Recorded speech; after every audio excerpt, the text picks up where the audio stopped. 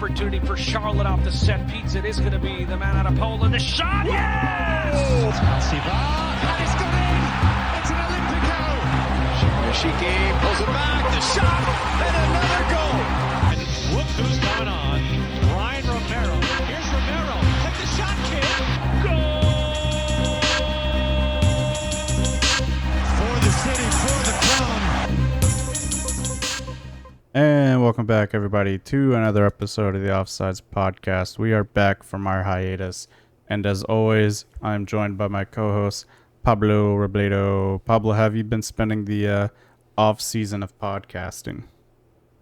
I've been playing a lot of Red Dead Redemption and squinting my eyes through some games. Yeah, there's been some highs and some lows that we've missed out on, but we're definitely going to touch base.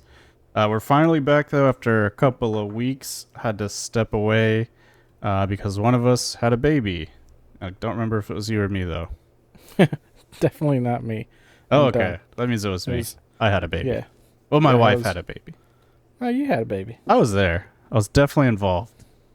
And I've been Hopefully. involved. But, had the kid on 5/20. Missed out on the Nashville match.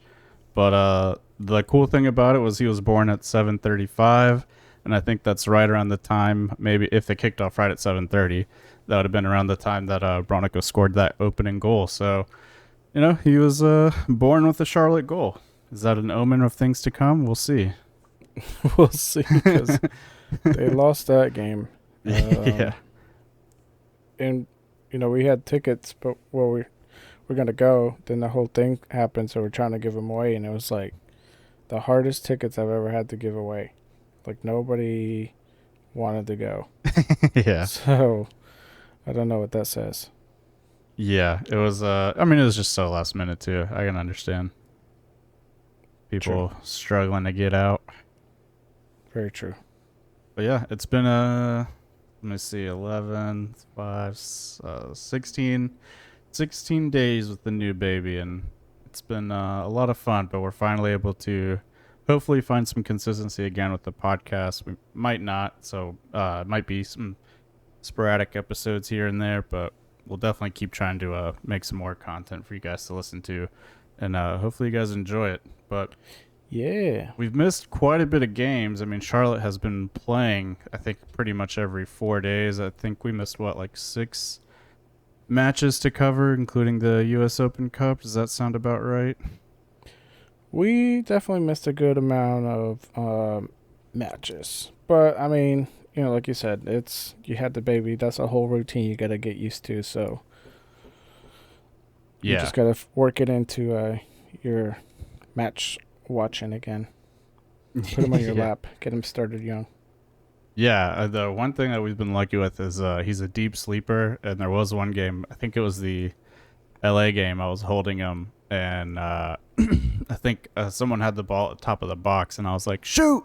And I yelled it, and he did not flinch at all. I was like, oops, forgot I can't yell with a baby in my arms. But yeah, it hasn't been too bad to try to watch the matches. It's just finding time to sit down, record, edit, keep up with Twitter and Instagram. That's been all the time-consuming stuff. So we've definitely been a little less active on the social medias, but we'll be picking up again shortly. Good. Yeah, we got a bunch of stuff to cover anyways. Yeah. So like we said up top, we missed about 6 matches. So there's just a lot to cover, and I thought, it might be better to just kind of tell the story of the season so far, because it has been a roller coaster of a season, a lot of ups and downs, and just just the temperature of the fan base is all over the place, and Yeah. people are quick to react, both good and bad. So I thought it'd be interesting to just kind of recap what the team has gone through so far, performance-wise, and how the seasons has played out so far, and how things have turned around and then kind of gone back down a little bit. But so instead of just recapping all the matches we've missed, we're just going to do like a midway season recap. So hopefully you guys enjoy it. Let us know what your favorite moments of the season have been so far. But let's jump into this thing with the opening match of the season, a home match, way back in February. It feels like years ago already. But we played New England and unfortunately lost 1-0. And that really kicked off the, I guess, the whole negative. Latanzio out. Yeah. Yeah. People were quick on that trigger right away after just one match. And I think, as we go through this, it'll be interesting to see how some of these results played out because, looking back on it now, I think people thought New England were going to be a pretty easy team, but they're sitting at 4th place in the East, 7 wins, 6 ties, and only 3 losses. So they're playing pretty well. So it was definitely a tough opener. But, I would say I would categorize the first 4 or 5 games as quite a rocky start. How about you? Yeah, definitely rocky. It's like they were walking around with the lights off, just stumbling, trying to find their rhythm. Yeah. I mean, I think just the better part of this season so far has just been like an uphill climb. Yeah. We've been a team that has had to roll with the punches and took a little while to get some traction and to kind of paint that picture for people. I mean, like we said, we lost the opener match on the road the next week, losing to the brand new team St. Louis 3-1 in a disastrous game. We don't have to recall that one, but we were followed up by another terrible performance against Atlanta with a 3-0 loss. All 3 goals happened in that first half.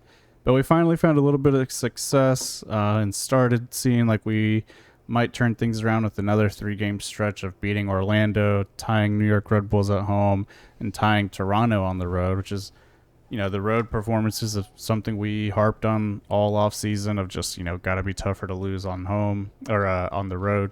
And the team started, kind of turning things around there, started losing less. What do you think of that whole stretch? Yeah, I mean, we did, especially like last season when we could barely get even just a tie on the road. We definitely stressed that a lot. That like this season, like you at least got to get the point.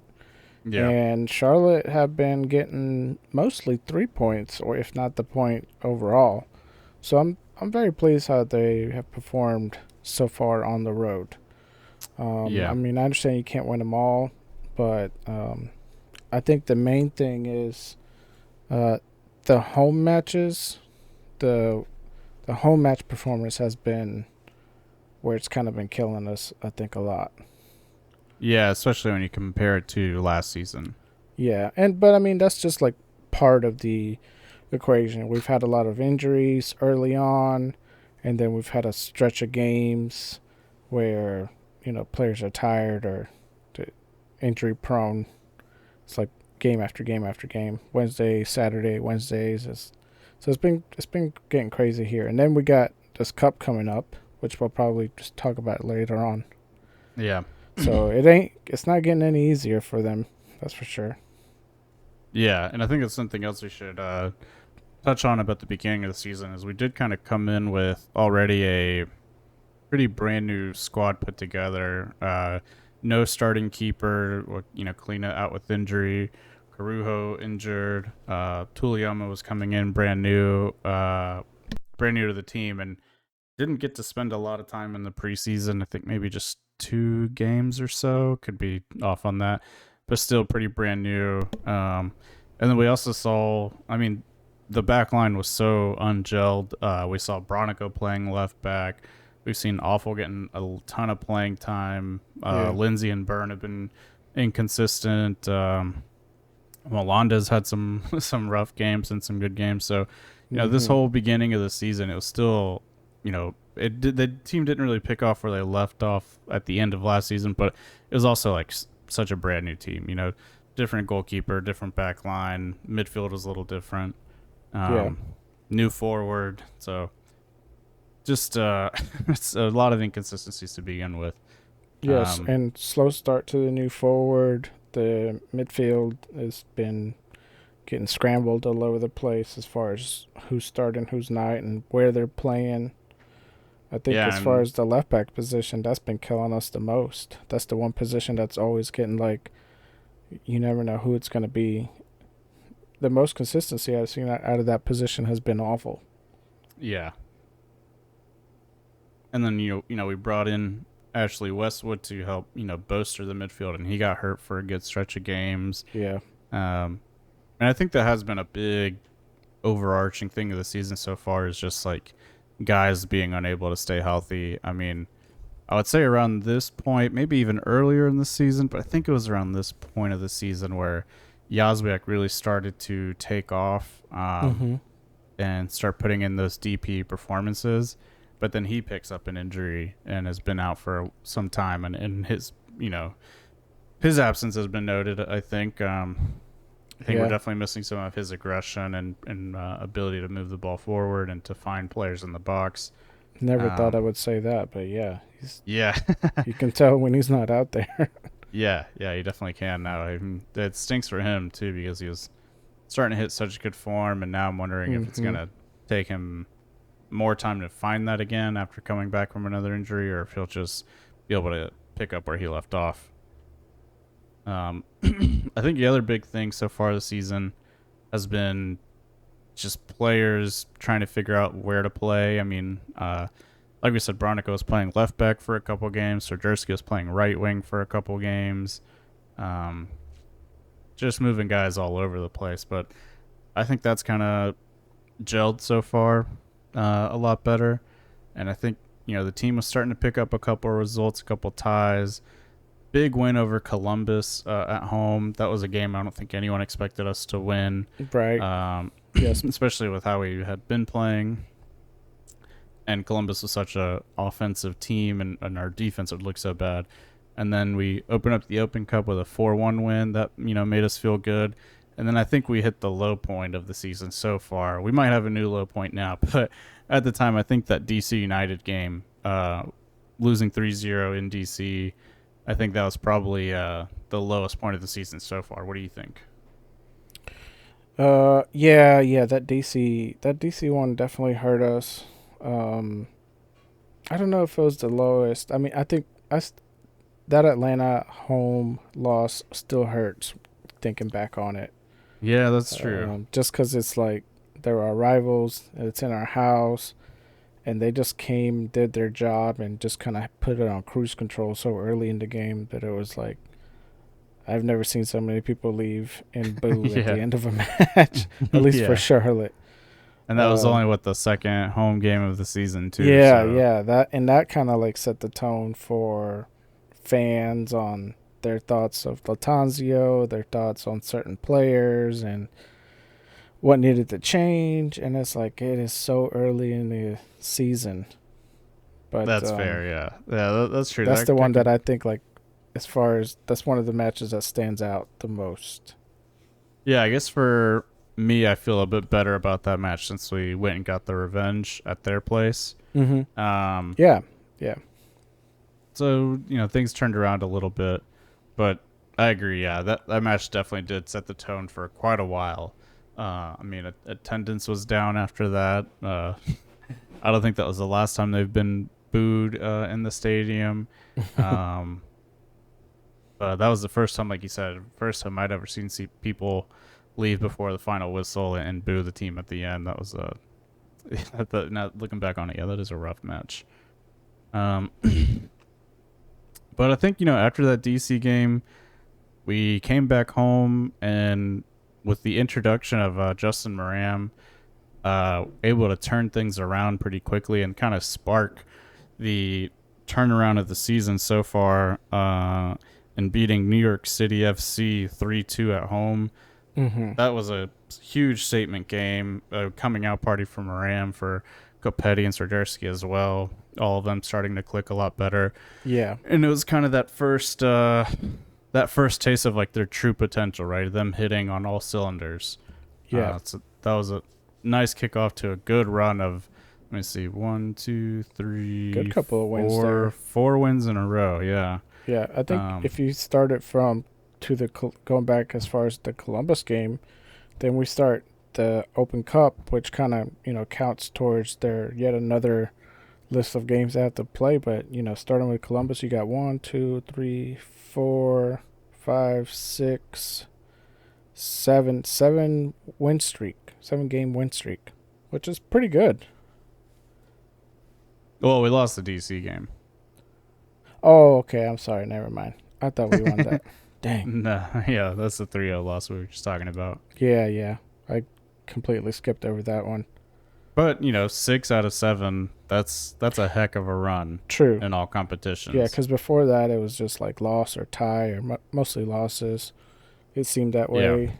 Yeah. But I think another thing that kind of stands out is the new player that we got, Maram, on that left side. He really seemed to have made an impact. Like, he's one of those players that, like, going back to Yazviak, yes, he's a DP player, and yes, you can tell he's not out there and his presence is missed. But, his impact to the team was not immediate like Maram's has been. Yeah. He showing took a long time. But Maram just kind of stepped in and, like, he knew what to do. Like, he knew what role Charlotte was missing. Yeah, and to his credit, he's got a lot of experience in the league as well. Mm-hmm. Yeah. But he has come out of the gates firing. I think he's got 3 goals and 5 assists. So, I mean, I think he's probably the leading assist player on our team, and then I think only 1 goal behind Swiderski and Copetti for leading goal scorer. So he's been having a huge offensive output, and you can see the difference he has brought in since he's come into the team. Especially with the Copetti Swiderski link up. When all 3 of those guys are playing, it's a big difference on the offensive side of the ball. Yeah, not only is like linking up with Copetti and Swiderski, but he's also putting in goals himself. Like you just said, he's got the 3 goals, 3 assists, but he was also one of the first ones to help us get a score off of a corner, which they had been struggling with for a while. Yeah, I think we scored off a corner in Atlanta, right, and then again in LA. So he has definitely made our set pieces look better, especially on the corner kicks. Absolutely. So I think that's a player that has really impacted this team for the better. Yeah. And when we go through that stretch of games, pretty much all in May, I mean, I think if you were to have asked the fan base, how many points are you guys going to get in May, or how many wins are you guys going to get in the month of May, and looking who we had to play against, I remember people only picking one team that we were going to beat in that whole stretch of time being Nashville, which ironically we ended up losing, but some big wins. I mean, beating New York City FC, that's a big win. Yeah. Orlando in the Open Cup, they're the defending champions, beating them. Yep. Going to Atlanta and getting a 3-1 win, and then just completely outclassing them. Yeah. Chicago getting the revenge on them for beating us at home last year, 2-1 win. So those are 4 huge wins that really started pushing the momentum over. And then it came to Nashville, and I don't know why people were so confident we were going to beat Nashville. I mean, I would like to beat Nashville because they're kind of also a rival, especially on the social media side of things. They're a lot more chirpier than some of the Atlanta fans. So it's kind of a little bit more of a fun rivalry, just from a social media bragging rights kind of perspective. I guess so. But they were like second or third in the conference before we played them. They're second now. Yeah. With 31 points, 9 wins, and only 3 losses, 4 draws. So I don't know why people were so confident that we were going to beat them. I guess maybe because last year we beat them 4-1. But we seem to have been performing somewhat good against like high-ranking clubs on the road for a little bit. Well, I'm just thinking of the New York one, but because they have dropped down a good bit on the tables from when we played them. They were quite up there. Now it's like we swap places with them. Yeah.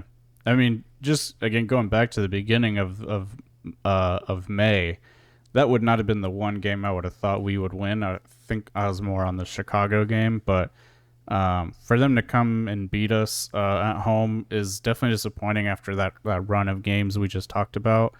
But I mean, that was a close match. We scored early, let them get back in it at the end of the first half, and then to give up a last-minute PK always stinks, and kind of again highlights the issues we've had with that back line. Yeah. But I mean, shoot, at least we were competitive, right? And didn't get blown out by the second team in the conference. So again, it's still something to build off of. Yeah. I mean, Nashville, like you said, has been towards the top of the tables this whole year. They haven't been like Charlotte or even New York going up and down on the tables. Like, they've been steady up there. Looking at their numbers, they're one of the teams that have the fewer goals against them. You know, there's us, which we're at a solid 30. It's the worst in the league right now. Which kind of says something about our back line, and I want to say, we'll probably talk about this later, but our goalkeepers as well. But Nashville, they only have 11 goals against them, and I think that is the least league-wide. No, I'm sorry. LAFC have 10, and Nashville has 11. So they have a strong defense, a strong goalie, and, you know, a solid midfield. Yeah. And the one other thing about Nashville too that we can't forget about is they have the last year's league MVP in Hani Mukhtar playing for them too. So they've got a lot of offensive power going into a team who's been struggling on the defensive side. Like, it was always going to be a tough matchup. Yeah. But yeah, you know, I think overall, like, the team was definitely starting to turn things around there. Yeah, I think Nashville is just getting, like, I don't think, maybe because of previous history, they're not getting taken seriously. Yeah, that could so be it. people kind of just give him that, I don't know if it's like a side eye or like it's a lucky streak type of thing. Yeah. But no, they've been solid this whole season. Yeah. And then we kind of, maybe I would say, returned back to our average form. A game I thought we definitely could have won, but I think this Open Cup game against Birmingham Legion was the first sign of, like, how much wear and tear the team had. Absolutely. It was, from memory, I believe it was kind of like a Frankenstein lineup a little bit. You had some young guys playing, some guys who hadn't seen time in a while, like Mora playing. You had Hagar coming in as a starter, Cambridge coming in as a starter. So it was kind of maybe not our strongest lineup, and I think Vargas was coming back in after some time off, and maybe a little bit too confident that we were just going to roll through the team. I'm not sure.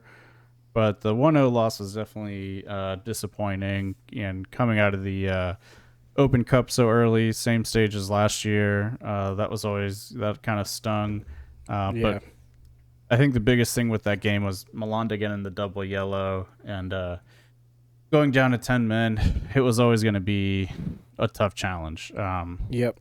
Yeah. But who knows? Maybe it'll be a blessing in disguise. Right now, we can just focus on the league, and with some of the past performances we've had, and if everyone can be healthy, I definitely see us as more of a playoff contender and have the possibility of making a deep playoff run more so now than I did, 5 games into the season.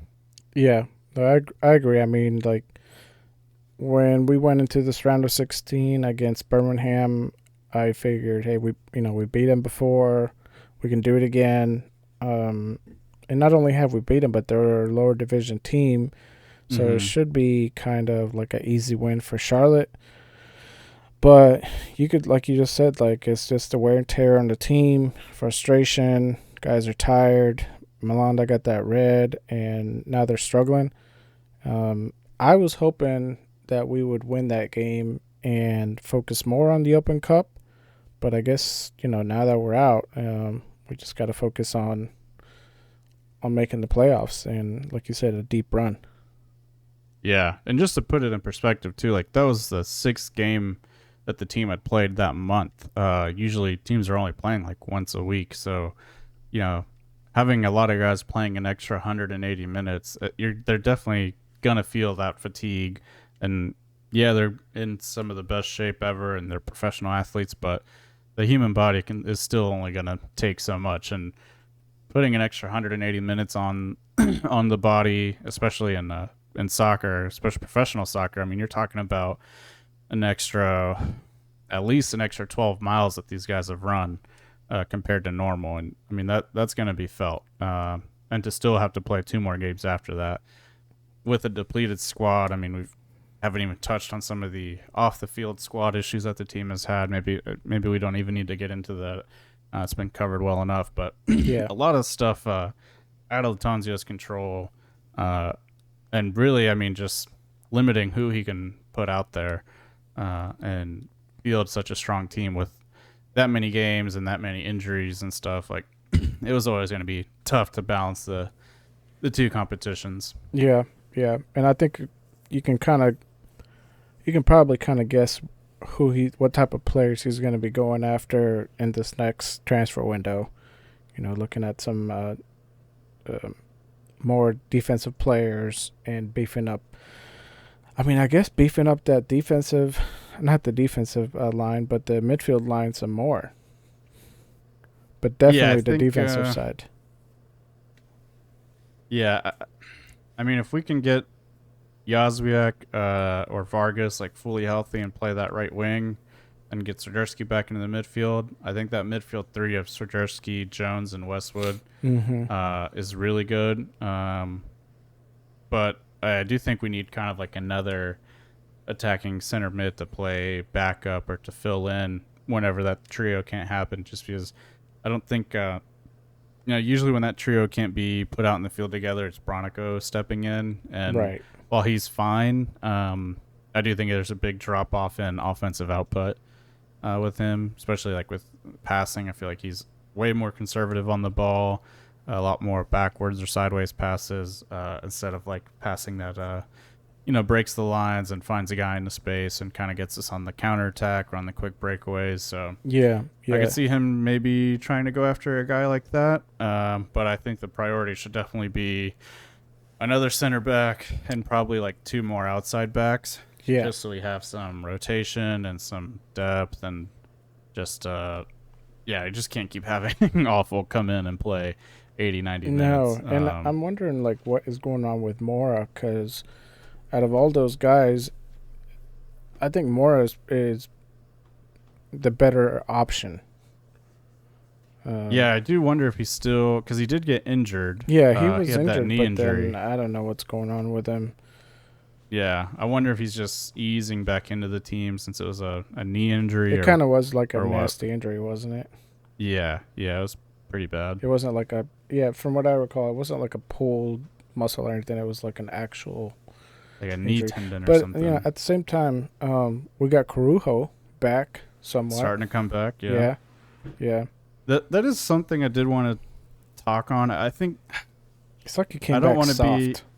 Oh, I don't want to be a negative Nancy about Corujo, but I'm gonna be a little bit, because when he tore the ACL, he was playing very, very well, and he was playing above his average that we had seen at that time for him. Yeah. Because I think people forget, like, the first third of the season that he played for us, he was a little bit of a liability. Oh, yeah. Like, him and Mokun at that back line were, not the most solid thing in the world. I think it wasn't until, Latanzio took over and started playing Anton Walks alongside of him that we saw a big improvement. Yeah.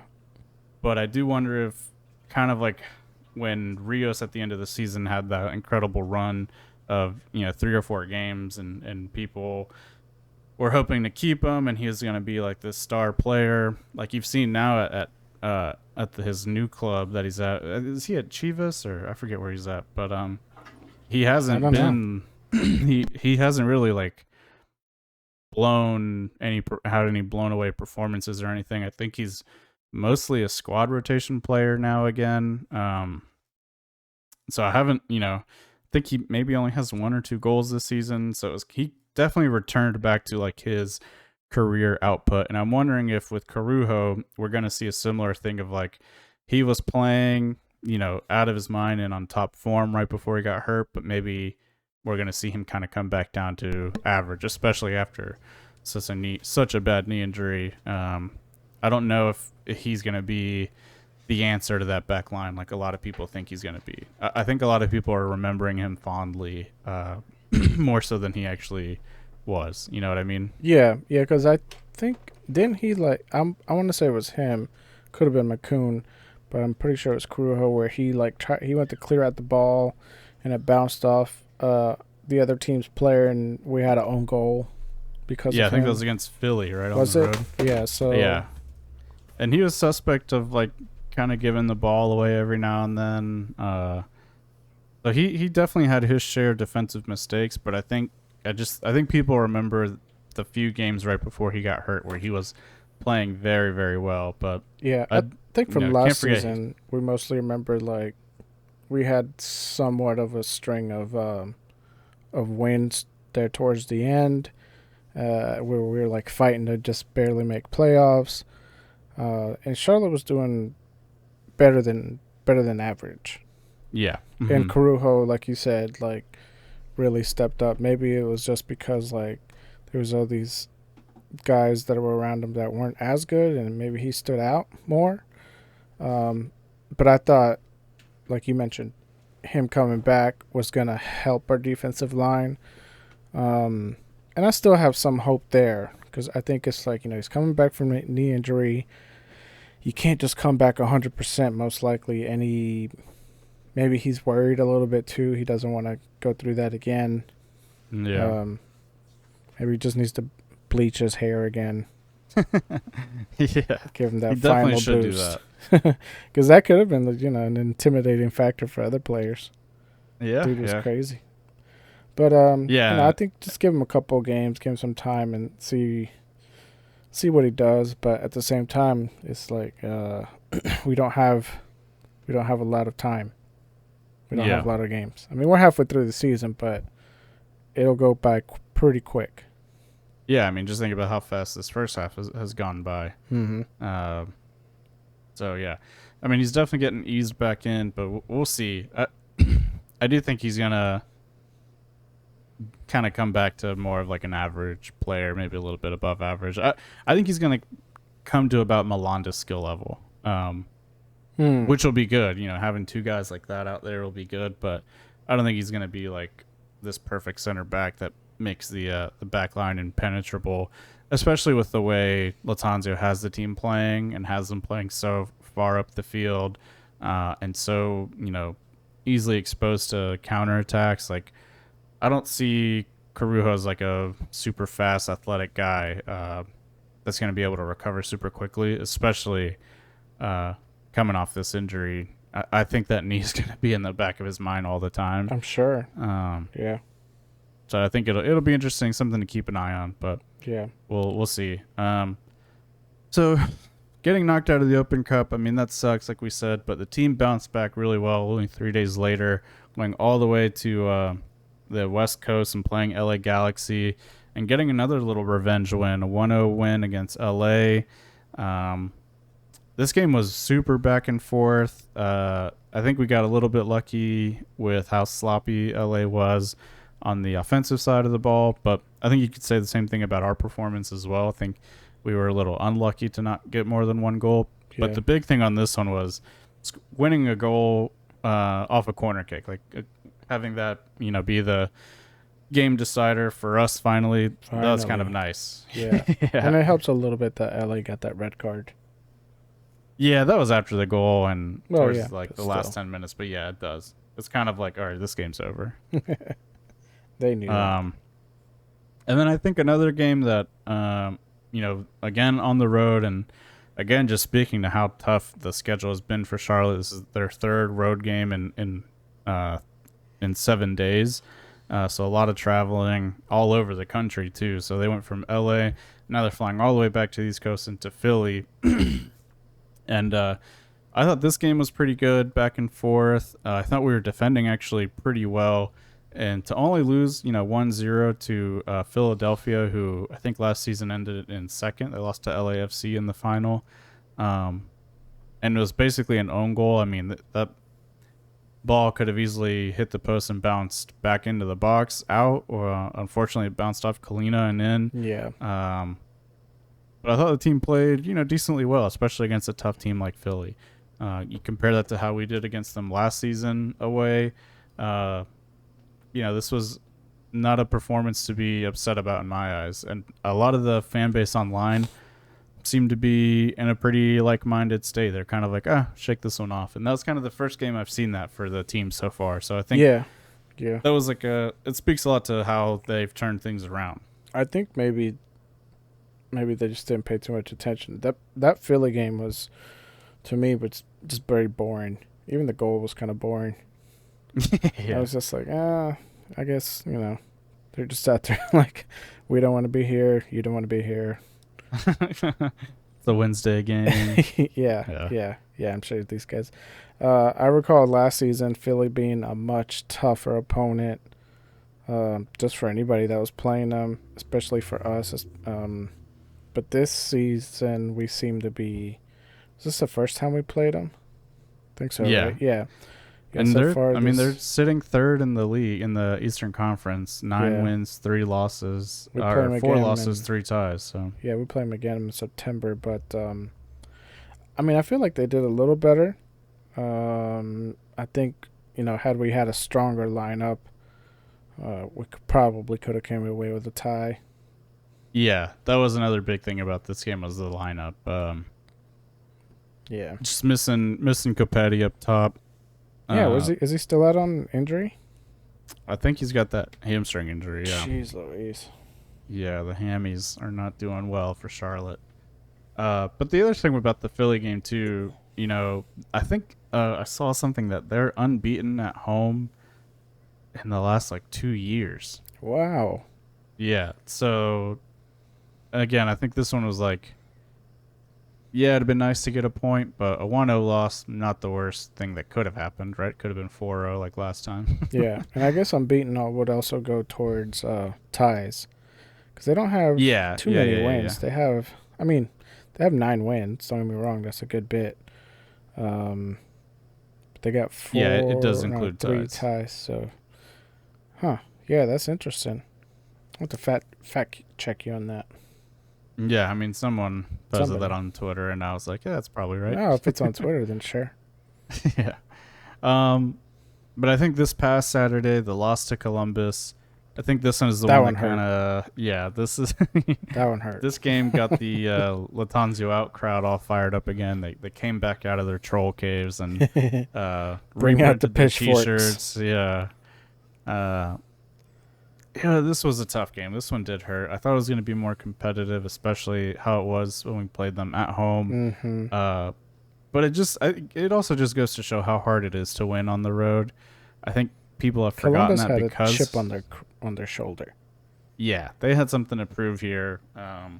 Losing to us previously, now being at home, and again, I think people forget. How tough it is to win on the road in the MLS. That's something we learned about last season, and I think they Columbus just forget learned because coming to our house. Yeah, and they forget because we've picked up, I think, 2 or 3 away game wins already, right? Is that, yeah, or maybe just 2, and then a couple ties. So we have been harder to beat on the road, which is nice, but doesn't mean it's going to happen every time. But to go 3-0 down at the half. And, they got scored on so quickly. Within the first 5 minutes, Columbus scored, and then only 15 minutes later, they scored again. And the goals that they were getting were, just clinical goals, just, piecing that back line apart and just, getting into 1v1s with Kalina. Yeah. Columbus's forwards are at 100% on chemistry right now. Those guys knew where they were going to be without having to look. Yeah, and then you look at the lineup we had to bring out, and we're starting a rookie up top. nothing against Ajimeng. Like, I think he's going to be a great player in the future, but like, I think this was just too tough of a task. Like, It's bottom of the barrel there. yeah. Should have started Brian. Yeah, might as well. I don't think it would have been much different. And then, I thought they were going to get back into it with that Maram goal, but the offside curse kicked us. Oh, that one. First one, Yeah. and then he just happened to be off. Man, it seemed, I thought for a while he was like the king of just scoring against his old teams and not celebrating. But well, unfortunately, offside. Yeah, he ends up doing it in the second half, and that was the other crazy part about this game, right? Is we're 3-0 down, and then high scoring second half. Yeah, I mean, shoot, at least Very it was entertaining. Yeah. Yeah. Yeah. But, Serdarski gets a goal pretty quickly into the second half. 2 minutes later, Maram scores again, and it's 3-2. And then, unfortunately, a minute later, it goes 4-2. And while it was only the 59th minute, it was like, okay, this game's over, especially with the substitutions that were made, like putting Gaines on over Maram and then putting Jones on for Sobozinski. I was like, nah, this ain't it, Chief. Yeah. Yeah. Like, going back to that Serdarski goal, but how very typical of him to get that type of goal, just scrapping forward in the box there, and like I'm like, that's good, man. I remember when I went to that Birmingham preseason game, and the guy next to me kind of like scuffed when I said, Serdarski, I like Serdarski because he's a scrapper and he's a goal scorer, and he seemed to like Capetti better, and I'm just like, look, I mean, Serdarski, yes, he's a diver and he's a diva, but he will fight for those goals. And that's what we need right now. I mean, that's the biggest difference between the two of them right now, right? Is he'll fight for those goals while Capetti is way more likely to try to get the PK call. Right. He did get a little lucky with that second touch that were like kind of bounced off his right like shin. And it kind of like didn't, it took a good bounce for him, thankfully. And but he was able to capitalize on it. Yeah. So that was good, and then Maram just getting into like such a good position and finishing off that second goal. I mean, I was like, oh dang, that looks like our back line. Yeah, looks like something we would do. Yeah, those guys are doing extra laps now. Yeah. Well, and I'm looking at Columbus kind of stats there. They're one of the higher scoring teams on the league right now. They got 33 you can see why. goals for them. Yeah, 33 goals. Now they have a couple, about 24 against them. So their defensive players have been letting them through. Those guys have been having to just basically really outscore their opponents. But besides Columbus, we got 33 goals for Columbus. Then there's Atlanta with 32. And then nobody else really comes near them on the Eastern Conference. Western Conference, by total shock still, is St. Louis with 32. So. The Brazilian Klaus. He needs to. Yeah. Yeah. This game, though, I thought really exposed, like, our backline issues. Oh, for sure. It was just like, God, if we had a good defense. Yeah. I mean, and it just... It puts so much pressure on the offense too, right? Like, yeah, if your team scores 2 goals, you're more than likely going to get at least a point. But to have to do that like every game, that if you look at our goal differential, I think that's kind of what it comes out to, right? Like we basically have to score like 1 or 2 goals to like win, right? I mean, our goal differential is 30 atrocious. goals and I've only scored 22. We're at -8. Montreal's right behind us with a -12. Sheesh. Yeah, I mean, it's crazy that we're barely making it into the playoffs right now, but we're the only team in the playoff spot with a negative goal difference. I think that says a lot.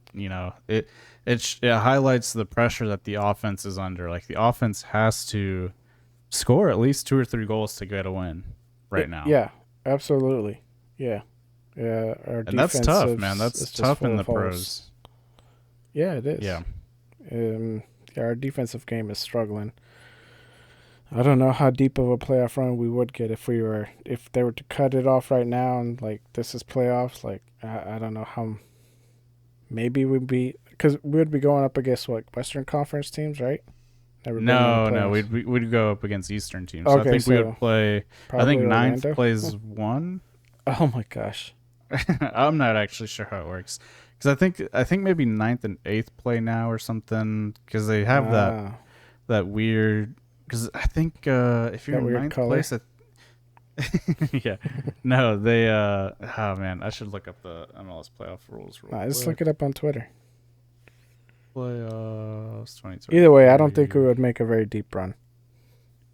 Yeah, yes, with the defense, yeah, you're probably right. I mean, we're struggling with defensive players in just the lineup in that back line. Period. Yeah, so seeds 8 and 9 in each conference will qualify for the wild card matches. So we would play 8th in a best of 3. Oh, wow. So 8th is Orlando, Orlando. which we have been beaten. I like those odds. Yeah. We beat them twice already. I'll take that. Yeah. Man, I don't like this best of 3 format though. I think that totally kills the fun of playoffs. If you're gonna do You'll like it best if we move through because of it. yeah, but No, I know mean what it's you like mean. if you're gonna do these like This best, ain't baseball. yeah, you're getting rid of so many like David and Goliath like stories. You know what I mean? Mhm. Or like possibilities of having that be a thing because like anyone can beat anyone on a single night. But if the best team plays the worst team or the 9th team or the 8th team 3 times, I would put my money that they're going to beat them 2 Yeah, out of those but 3 times. That's not the name of the game, man. It's all about selling tickets. Yeah, that sucks. If you're going to do, I would rather just see them do like a points thing and just end the season that way. If you're gonna do that, then bring back the goalie wars. Yeah, or the running PKs. Yeah. One of those things. Are we entertainment or are we competition? Are you know not what I mean? entertained? No. Not at these prices. No, yeah. That's something else to talk about, but yeah. Yeah, I just think that best of 3 thing is going to suck. Unless we win, then I'm for it. What if we win the first one and then lose the 2? Then you're going to hate it. You're Like gonna I be said, "See, should've unless we win, then I'm for it. been." Yeah. Look, when the ref calls it our way, I'm for it. When it's against, start chanting. Yeah. Well, that's definitely something that the fan base is good at, but That was the mean- one thing I heard on this Columbus game when we first scored on them. You could hear the crowd just like VAR, VAR. I was like, no, let us have this. oh, when we got the goal against them? Yeah, when we were offsides and like you could just Yeah. hear the stadium shouting VAR. Man, I I was was like, like, oh, now you oh. guys check it. Yeah, How many goals have we been scored on where they don't check it? They're like, nah, exactly. for sure. Go, oh, game's rigged. Super. People hate David Tepper. Probably for a good reason. Rightfully so. So, I mean, that kind of covers where we're at so far. I think, we're starting off the month of June a little bit rough. Yeah. The temperature has definitely kind of flipped the other way for the team. I mean, just losing another 2 games in a row, people are upset. I think that whole Latanzio out crowd, though, that needs to go away. Like, you can see what he can do if he has the full force of the team, which we had for, like, the first half of May. And even with, like, the injuries and stuff, he has managed to get some wins out. Like, again, like, beating LA, that's a big win.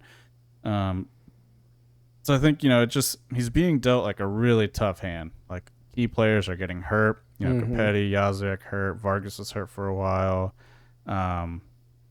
Backline issues. Like, the transfer market opens up in 9 days. It'll be interesting to see how active we are. Hopefully we get some stuff done before deadline day. Bring back unlike last year. Rios. No. That's the last thing we need. Bring back McCoon.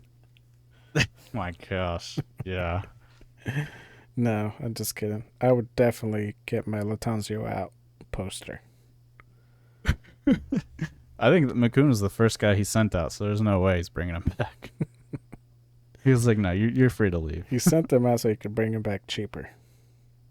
Yeah, I mean, he has been kind of dropped from New England, right? Last I checked, but I think that's crazy. New England is doing so good, and they got McCoon.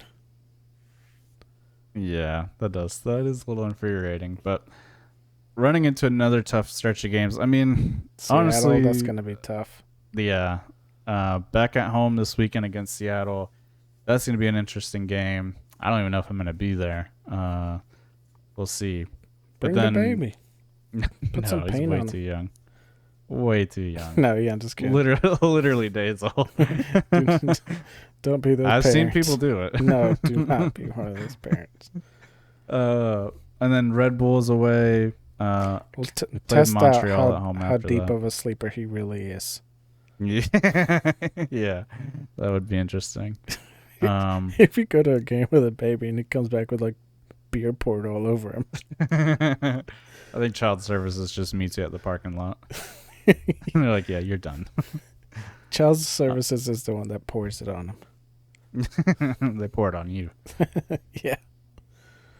Oh God. man, we play Montreal. got, So the next couple games are tough. Well, Montreal should actually be a decent win. But I mean, they're like right behind us. They're even keel with us. yeah, but they got that -12. You got that True. -8. So Well, we after should Seattle, win. it might be right around there. New Yeah. York should be a win. Because New York. Again on the road though. Yeah, but New York has been, for some reason, really bad this season. I'm talking about Red Bulls. 4, 7, and 6. Yeah, Yeah, they're in 11th. So, if we maybe just tie Seattle, I think that would be. Is this a home game? Charlotte? Yeah. Seattle's a home game?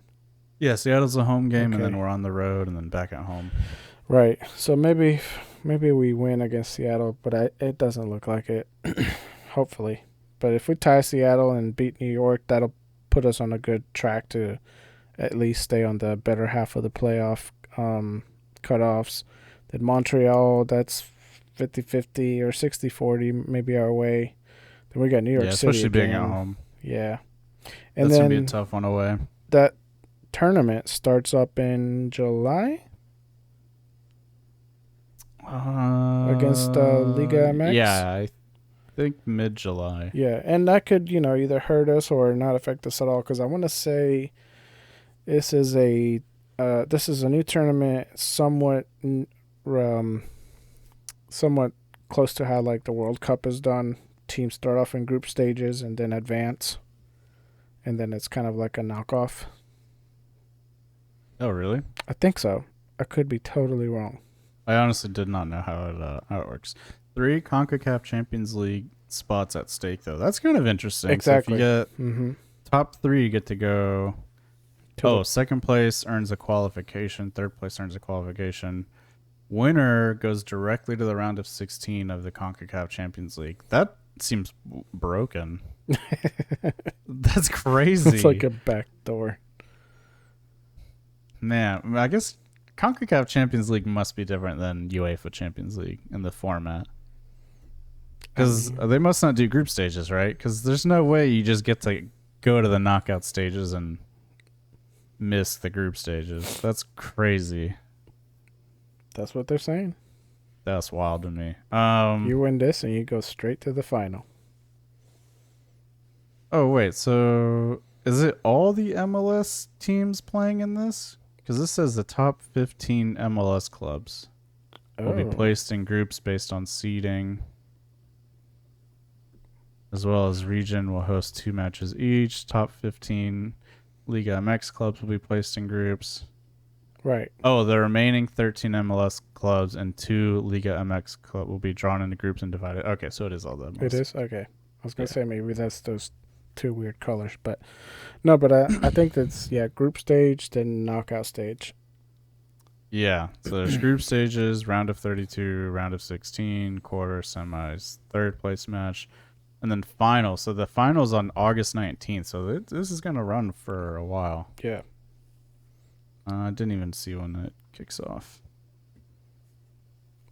I think it's in July. Oh, July 21st to August 19th. Yeah, it's a short run, Dang, this is gonna be a grueler of a tournament. especially in that heat. Yeah. Although it's not. I mean, it's getting hot now, but it started late. I mean, July is gonna be hot. Yeah, July's gonna be hot no matter what. And so it's And August. mid-August. August Yeah. is gonna be hot. But at It's like least the two games hottest are months. at night. I don't know about the tournament. Are they? Yeah, they're all. I'm talking about the tournament though. Maybe. I mean, Open Cup was at night. Yeah, that's true. We'll have to figure out who's airing them. Yeah. Sheridan Yep. Apple. And yeah, so Ah, we got man, it's a tough road ahead for Charlotte. There's a lot of games for Yeah. not a lot of players. A lot of games and a lot of tough teams coming up. Sure. So wait, this ends LAFC, the 19th, right? Mid-August. Yeah, Nashville again, Philadelphia again. We'll see. We will see. What are your predictions towards, let's say, August? What do you think we're still in playoff runs? By the time August rolls around, Mhm. so let's see. We can just go through June and July real quick. Seattle, Red Bulls, Montreal, New York, Cincinnati, Montreal, Miami, LAFC, and Orlando. That rounds off June, July, August. I think, man, If our So defense just gets June? healthy, then yeah, for sure. if the defense gets healthy, I mean, honestly, if the whole team can stay healthy, I'd expect more performances like we saw against New York City FC, but with a better defensive line. I mean, that would be really good. I'd like to see them kind of get back on their home form because we got some tough home games. Seattle's tough game. I'd like to see at least a Cincinnati's point. going to be tough. That was the other one I was looking at was Cincinnati. They are just killing it right now. I think they're unbeaten, right? They have one 12, loss. 3-1, one loss. Wow, so they are killing it. Yeah. Uh, Surprising. and we've got some tough. I mean, both New York games on the road is tough. I'd like us to do the double on Montreal, get both home and away wins. Miami That would be should huge. be a win. Yeah, they just fired Phil Neville, the coach. What? Friendships. Yeah. Mm-hmm. I saw he gave his son his debut.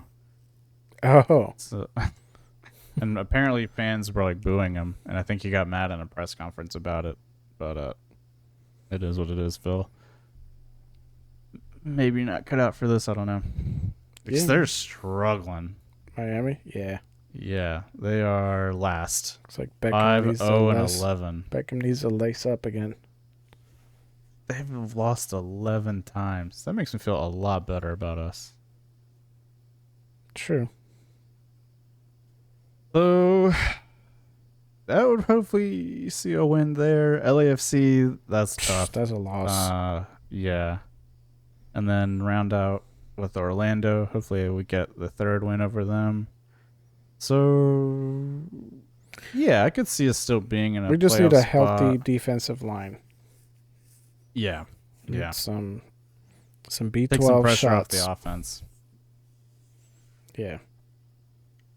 Yeah, exactly. Yeah. Because going back to that Columbus game, not only did we put 2 goals quickly and started making somewhat of a comeback, but we started gaining momentum, and we've seen where we have come back and beat teams from behind before. Yeah. But to give up that 4th goal so quickly, that's like you could that just was a tell. knockout punch. Yeah, that was just demoralizing. And that goal was, flick over the defense, and there's no stopping that. That's true class. That was a good goal. Like, I got to give it up to them. That was a very good goal.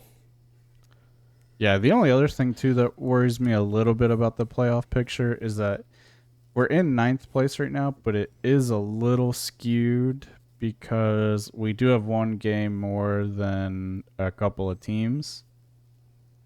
But now that I'm looking at the standings, none of the teams below us that have played 16 games, even a win wouldn't put them up, except for Montreal. Right. Montreal and Toronto are the only teams that could actually take that 9th place spot from us, and I don't see that happening. I see us beating Montreal and building a cushion there. But above us, there's a lot of teams that can increase the points gap once they get to 17 games played. Yeah, and Montreal, they still have, they're still in that Canadian Championship. I think their finals coming up. Yeah, their finals coming up June 7th. So they got a Wednesday game coming up. Then they got Minnesota on Saturday. So, okay. They might pick up some injuries from now till then. Minnesota, I don't know how Minnesota's doing. Minnesota, where are you? Western They're in the Conference. West. Yeah, they are 7th. Stay out there, so don't go there. Yeah, 7th. So they could easily lose that game. Yeah. Mm-hmm. So it's not all doom and gloom. No, but I was just, when you look at the standings, it is a little bit, the picture is a little bit different, right? Like, Orlando is in 8th with 23 points, but they've played 2 less games. Mm-hmm. So they could be actually at 29 points and shoot all the way up to like 4th place, really. Yeah, but they won't. Yeah, I don't see them doing that. Yeah. The only teams I really see that could jump up 3 more points are all above us already anyways. I think, we need to get another win against Orlando, get a revenge win against DC United. I think those 2 games will be big performances when it comes towards the end of the season. We might surprise Seattle ourselves. Like, there's been plenty of games where I thought the best they could do, like, for example, the Atlanta game. I mean, pretty much all of our wins have been games I did not think we were going to win. Yeah. Like, you look through who we've beaten, and it's... Yeah, like, I didn't expect us to beat Atlanta at their away, I should say, and we go and just, like, kill them, basically. Yeah, I mean, so again, beating New York City FC at home. Exactly. Yeah. They might surprise us. Latanzio might do Latanzio things. And maybe everyone will come back healthy. Maybe this is the week of recoveries. Better start getting those shots ready. Mm-hmm. Get them cortisol shots, get them stem cell shots. B12s, vaccines, mix it all into one. Mm-hmm. Just take everything. Take it all. All right, I think that's going to cover the recap and a little bit of forecasting. We'll see. I do think it's probably going to come down to like the end of the season. It's usually how it goes. Yeah, I do think we're going to have to beat, like, I think if we want to stay in the playoff picture, we need to just beat or tie all the teams like below us and DC and Orlando. That's not asking too much. Yeah. And then, the teams above us, like, they just need to lose. You can lose or tie those games. But definitely got to get some. I think you have to beat Orlando and DC coming up and get the points there. And then, I don't know. Just try to get points where you can get them. Let the chips where they may fall. Something like that. But yeah, I mean, I think the big takeaway, though, is like this team is capable of it. We've seen them turn it around, and people were ready to count them out after 5 games. And then, the month of May when we went on that, 5-6 game winning streak, people thought we were going to win the whole thing. And then, we drop a game or 2 and people are back on the, better luck next year train. So it's a season filled with highs and lows, but I still have faith. I think we'll be in the playoffs this year. Yeah, I think so too. It's going to be a tough road to get there, though. I think people want a smooth sailing kind of thing of like... Yeah, they want a LAFC. Yeah, like a guaranteed, like we're guaranteeing we're going to make playoffs and we're going to win or tie every game. We're going to have more losses. We're going to have some more heartbreaks this season for sure. But I think there'll be some surprises along the way as well. And I think we'll get it done. We're going to lose them all. No, just that reverse psychology energy out there. Yeah. That's all right. Any closing statements from you? Oh, no. Let's just keep our fingers crossed. Yes. And that League Cup will be interesting. Maybe we'll get some silverware that way. Maybe. Doubtful. Yeah, seems tough. Yeah, it seems very tough. that one seems really That one hard. seems harder than the Open Cup. Yeah. All right. Well, hopefully you guys enjoyed our first episode back after adding a new member to the team. It'd be a while before you see any content from him, but it is what it is. And if you want to interact with us more, again, we are going to be sporadically on Twitter and Instagram at offsides_CLTFC. Hopefully we'll get back on a regularly scheduled basis for getting episodes out. But if not, hopefully it's not more than like a week apart or so. And if you're listening to this on YouTube, don't forget to like and subscribe and leave a 5-star review on any podcast platform you're listening to this on. And most importantly, share it with a friend. That helps us out the most, honestly. Yeah, leave a 5-star review and we'll do a shout out. Yeah, I forgot about the shout outs. We haven't done one in a while. But We don't have any more. new ones. We need some more reviews. All right, we will catch you guys hopefully next week if things go smooth. Bye. Wow, you got to love that.